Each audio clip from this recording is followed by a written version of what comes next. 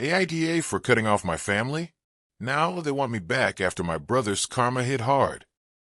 I never thought my life would turn into something out of a bad psychological thriller, but here we are. My name's Jake, and this is the story of how my brother, Owen, ruined everything, how my parents chose to defend him no matter what, and how, after years of ignoring the warning signs, it finally blew up in their faces. It all started the night I introduced my girlfriend, Emily, to my family. We'd been dating for 8 months, and she was everything I had ever wanted, kind, intelligent, and way too good for the mess she was about to be dragged into. I had kept my family at a distance for a reason, but Emily believed in giving people a chance. I should have listened to my gut. Owen had always been the golden child. Our parents worshipped him, excused everything he did, and brushed off every red flag as boys will be boys. When we were kids, he was destructive. He'd break my things for fun, get away with it, and somehow, I'd end up getting scolded for not sharing. In high school, he spread rumors about me just because he could. As an adult, he had a string of exes who mysteriously went crazy after dating him. But my parents never questioned it. And now, he had his sights set on Emily. At the family dinner, he was all over her, finding excuses to touch her, staring too long, and making inside jokes that didn't exist. He shoved past me multiple times to sit next to her, and at one point, even tried to feed her from his own fork while holding intense eye contact. Emily was visibly uncomfortable, but she was polite, not wanting to cause a scene. Meanwhile, my parents just laughed, acting like Owen was being charming. Then, I walked into the kitchen and found him blocking Emily's path to the door, cornering her against the counter, whispering about how she deserved someone better than me. She looked relieved when she saw me and immediately stepped away, but Owen just smirked like it was a game. I should have left right then and there. A few days later, Emily started getting strange phone calls. At first, it was just heavy breathing, then hang-ups. Then came the texts, anonymous numbers calling her stuck-up, saying she was frigid for rejecting a better option. Some of them referenced what she had been wearing at work that day, proving someone was watching her. I recognized some of the voices in the voicemails. Owen's old high school friends, the same guys who had always followed him around like mindless attack dogs. Emily tried to brush it off, but it escalated. His friends started showing up at the hospital where she worked, lurking in the pediatric ward where she spent her shifts. They'd stare at her, making loud, suggestive comments. One of them followed her to her car late at night. She called me, crying, too afraid to drive home alone. I had to pick her up and drive her car back, while a friend followed behind us to make sure we weren't being tailed. She started having panic attacks before work. She wasn't sleeping. She barely ate. Her supervisors noticed something was wrong. That's when I snapped. I confronted Owen at my parents' house, armed with screenshots, voicemails, and security footage from the hospital. I showed him the evidence, expecting some kind of denial or a lame excuse. Instead, he smirked and said, maybe if Emily wasn't such a stuck-up prude, people wouldn't feel the need to put her in her place. I punched him. Hard. He yelped like a wounded animal, clutching his nose as he dramatically collapsed onto the floor, wailing like I had just stabbed him. My parents came running, and of course, they immediately lost their minds on me. They didn't even look at the evidence. My mom was hysterical, sobbing about how I had attacked her baby. My dad ranted about how I had always been jealous of Owen, about how I was the real problem. When I tried to explain about the stalking and harassment, my mom had the audacity to say, maybe Emily led him on. Maybe she likes the attention. That was it. That was the moment I realized they were never going to change. I left and never looked back. But Owen wasn't done. A week later, his friends started spreading rumors at Emily's hospital, whispering about how she was mentally unstable, how she had a history of making false accusations. Her supervisor called her in for a meeting, sympathetic but firm. There's a lot of drama surrounding you lately. Maybe a transfer would be best for everyone. Emily loved her job. She loved those kids. And now, she was being pushed out because of my brother's obsession. We went to the police. We had texts, voicemails, and footage. But one of Owen's best friends was the son of a local police sergeant. The officers suddenly weren't so interested in helping. They warned his friends to stop hanging around the hospital, but that was it. We realized nothing was going to change. Owen would keep escalating. My parents would keep defending him. The system would keep failing us. So we made a choice. Emily accepted a job in another city, 300 miles away. I arranged to work remotely. We packed up and left. It felt like running, but we knew it was the only way to take back control. For a while, things were good. We started over. We built a new life. And then, Owen made the biggest mistake of his life. At my cousin Melissa's wedding, he got drunk. He followed Emily when she went to the bathroom. He cornered her in the hallway and tried to force himself on her. But this time, there were witnesses. Melissa's husband and his brother caught him in the act. They dragged him off Emily just as I got there. He was ranting, eyes wild, about how she had been teasing him all night. My cousin's brother-in-law, a cop from another city, immediately called the police. When the officers arrived, my parents tried to stop them from arresting Owen. My mom sobbed about how it was all a misunderstanding. My dad physically tried to block them. Meanwhile, Owen was screaming threats at everyone, calling Emily a liar, calling me a traitor, calling Melissa's family trash for getting involved. Multiple guests caught it all on video. The wedding videographer even had footage of Owen following Emily down the hallway. He was arrested on the spot. The fallout was brutal. My parents tried everything to get the charges dropped. They spread rumors about Emily being a manipulator. They even claimed Melissa's husband beat Owen up before the cops arrived. None of it worked. Owen took a plea deal. He got 8 years in prison for aggravated assault, with the possibility of parole after 5. My parents disowned me. They told the family I was dead to them for betraying my own blood. I told them I was finally free. It's been 4 years. I married Emily. We bought a house. She's now the head pediatric nurse at her hospital. We have a daughter. I haven't spoken to my parents since the trial. Last year, I heard to my cousin that Owen got married in prison, to a woman he met through a prison pen pal program. 3 months later, she filed for divorce after he started threatening her family. My parents still defend him. They still claim he was set up. They'll never change. And I will never let them near my family. Because at the end of the day, some people don't deserve forgiveness. For months after Owen's arrest, my parents were relentless. They called, emailed, and even showed up at my doorstep, begging me to reconsider pressing charges. They told me I was tearing the family apart, that I was betraying my own blood, that I had instigated everything by bringing Emily around in the first place. I ignored every call, deleted every email, and when they banged on my door at 2 a.m., I called the police. They didn't stop. My mother called Emily's new hospital, spreading rumors that she was mentally unstable. My father tried to reach out to my employer, hoping to damage my reputation. Nothing worked. My boss knew my situation. Emily's hospital took her side. But the stress of it all was exhausting. We were supposed to be free of them, yet they kept finding ways to reach out, to try and manipulate their way back into our lives. Then one day, it just stopped. For over a year, we didn't hear a word. Not from my parents, not from anyone connected to Owen. I thought we had finally won. I was wrong. Last year, I got a call from my cousin Melissa, the same cousin whose wedding had sent Owen to prison. I thought you should know, she said. Your parents are trying to get Owen out early. I nearly dropped my phone. She explained that my parents were pushing for a compassionate release, some legal loophole claiming Owen had been rehabilitated and that his time in prison was an injustice. They were petitioning the parole board, using every connection they had to pull strings.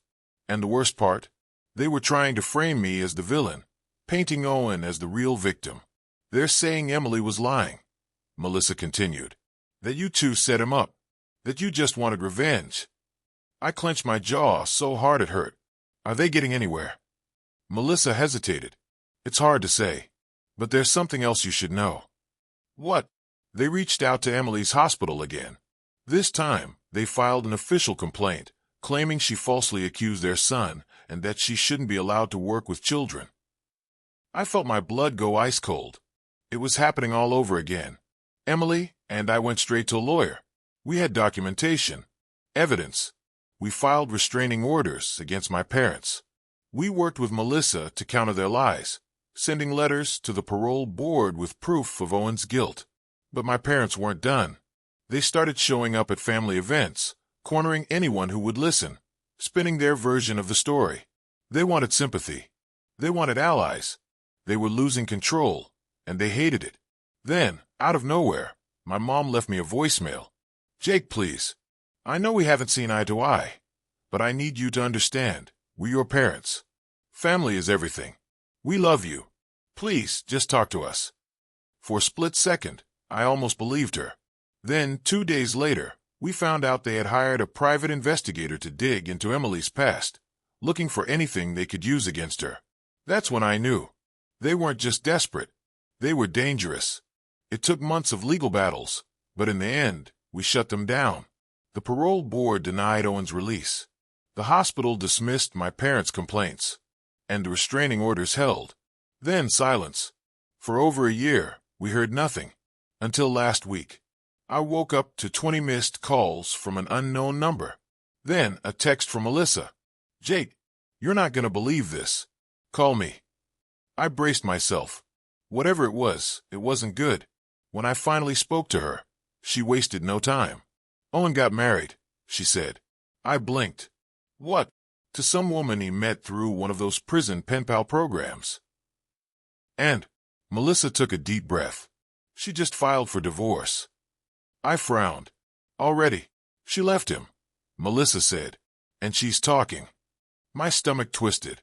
Apparently, Owen had promised this woman a fresh start. She believed he was falsely accused, that he had been through hell because of vindictive liars. Then, a few months into their marriage, he started threatening her family. It escalated. He got violent. She ran. Now, she was cooperating with the police, and more women were coming forward. I sat with this information for a long time. It wasn't surprising. Not really.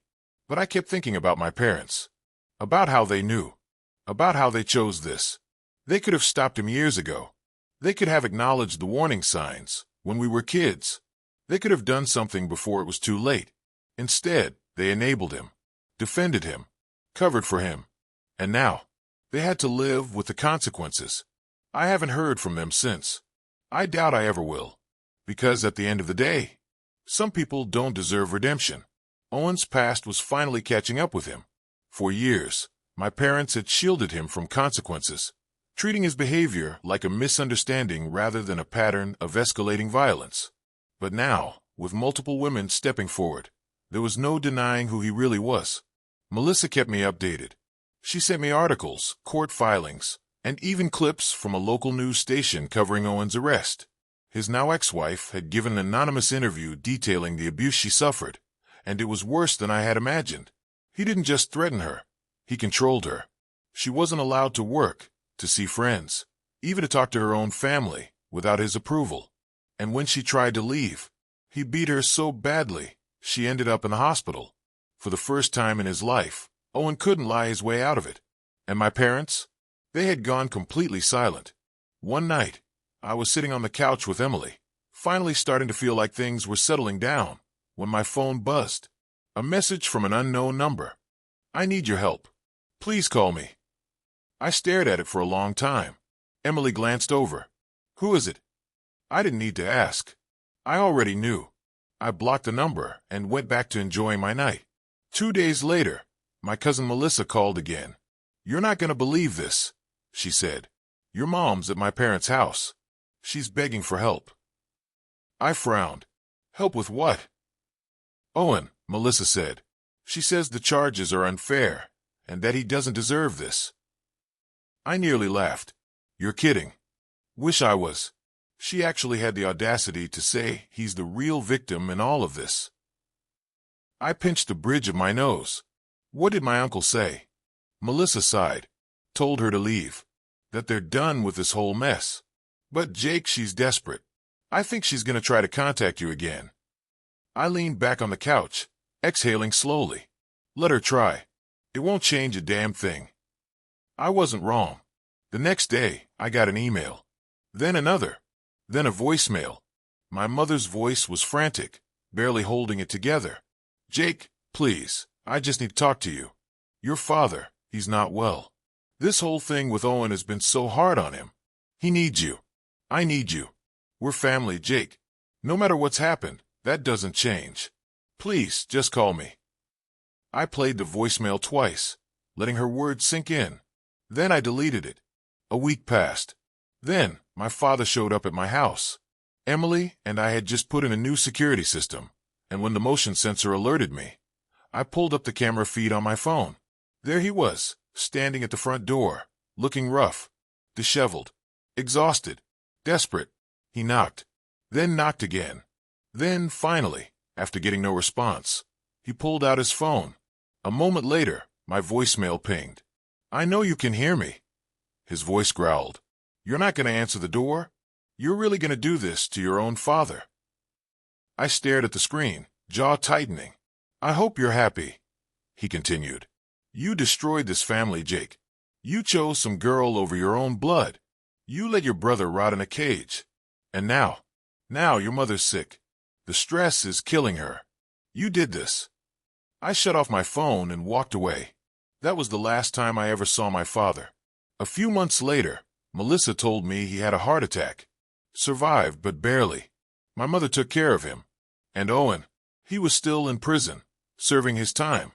I never reached out. They had spent my whole life choosing him over me. Now I was choosing myself. And I have never regretted it for a second. Because at the end of the day, some people don't deserve forgiveness. For years had passed since I had last spoken to my parents. For years since I had turned my back on their manipulations and their endless pleas to forgive Owen. For years since I had finally put myself first and left their toxicity behind me. In that time, I had built a life that felt like it was truly my own, free from the suffocating weight of their expectations, their guilt-tripping, and their blind devotion to a son who had spent his entire existence hurting others without ever facing consequences. Emily and I had gotten married, moved into a new house, and had started talking about starting a family, all without a single phone call, email, or unwanted visit from my parents. It was as if they had finally accepted that I was gone, that I was no longer their backup plan, their scapegoat, their second-choice son. And then, just as I had begun to believe that I would never have to deal with them again, the past came knocking on my door literally. It was a Saturday morning, and I was making coffee when the doorbell rang. At first, I assumed it was a package delivery, but when I checked the security camera, I felt my stomach drop. Standing on my front porch, looking gaunt, frail, and utterly broken, was my mother. She had lost weight. Her hair was streaked with more gray than I remembered, and the dark circles under her eyes told me she had barely been sleeping. But the thing that struck me the most was the sheer desperation on her face, the way she clutched her hands together as if she was bracing herself for the rejection she knew was coming. I didn't open the door. I didn't even consider it. Instead, I watched as she hesitated for a moment, shifting on her feet, before pulling out her phone and calling me. My phone buzzed on the kitchen counter, but I let it ring. A few seconds later, a voicemail notification popped up. Against my better judgment, I played it. "Jake, please." Her voice was hoarse, exhausted, and laced with something that almost sounded like regret. "I know I don't have the right to ask this. I know we messed up. I know we lost you. But please, just listen. Your father is gone. He passed away 2 weeks ago." I exhaled slowly, my fingers tightening around the phone. "He had another heart attack," she continued. "He didn't survive this one. And I don't know what to do, Jake. I have no one. Owen is still in prison, and they denied his appeal again. I don't expect you to care. I don't expect you to forgive me. But I needed to tell you. I needed you to know." There was a long pause, followed by a deep, shuddering breath. "I don't deserve your kindness, I know that," she whispered. "But if you ever decide that you want to talk, I'll be here. I'm not asking for anything else. Just think about it." The voicemail ended, and I set the phone down, staring at it for a long time. I didn't feel anything. No sadness. No anger. Just an odd sort of numbness, like hearing about the death of a stranger you had once known in passing. I didn't call her back. I didn't open the door. I simply went back to my coffee, back to my life, and let her stand there alone, just as I had once been left alone to fend for myself against a family that never truly wanted me. I thought that would be the end of it. I was wrong. A week later, I received a letter in the mail, no return address, just my name written in familiar, trembling handwriting. I almost tossed it without opening it, but curiosity got the better of me. Inside was a single sheet of paper, filled with my mother's words. Jake, I don't know if you'll ever read this, but I need to try. I don't expect forgiveness. I don't even expect a response. But I need to say this, even if it's too late. I see it now. All of it. I see what we did to you. How we failed you. How we let Owen destroy everything he touched while pretending it was never his fault. I see how we made you the villain when you were the only one who ever truly saw him for what he was. I see how we pushed you away. How we made you feel like you were nothing more than an afterthought, a shadow in his light. And I hate myself for it. I hate that it took losing everything for me to finally understand what I should have known all along. You were the son we should have protected, the one we should have believed in, the one we should have loved better. I can't take back the past. I can't undo the choices I made. But I needed you to know that I see it now. And I am so sorry. Owen is still trying to fight his sentence, still claiming he was set up, still blaming everyone but himself. I don't believe him anymore. I haven't believed him for a long time. But it doesn't matter, does it? The damage is done. He will never change. And I don't expect you to either. Just know that if you ever want to talk, I will be here. And if not, if this is truly goodbye, then I accept that too. But please, know that I loved you, even when I was too blind to show it. Mom, I read the letter twice, then a third time, and then I set it down and walked away. Because at the end of the day, some wounds don't heal, some bridges can't be rebuilt, and some apologies come far too late to matter. And I was okay with that. 5 years had passed since I had last spoken to my mother. 5 years since I had shut the door on the people who had spent my entire life choosing Owen over me. 5 years since I had finally accepted that I didn't need their version of family to build something real. In those years, Emily and I had built a life together, a peaceful one, free from the weight of their endless manipulations, their excuses, their ability to twist reality into something that only served them. We had moved, settled into our careers, and welcomed our daughter, Claire, into the world.